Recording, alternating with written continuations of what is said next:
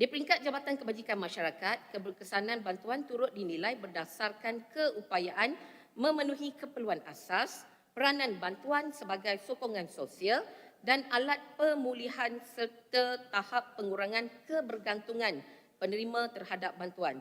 Sehingga Mac 2026, seramai 55,514 orang penerima manfaat bantuan yang telah disalurkan secara bulanan.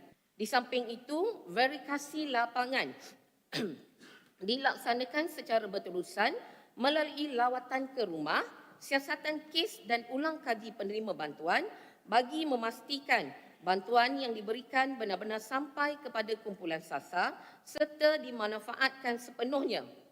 Pendekatan ini penting bagi memastikan data yang direkodkan bukan sekadar angka di atas kertas tetapi selari dengan realiti kehidupan sebenar penerima di lapangan. Bantuan itu bukanlah satu matlamat, tetapi bantuan itu ialah satu jambatan sebagai jambatan ataupun tools untuk merubah kehidupan kumpulan sasar kita.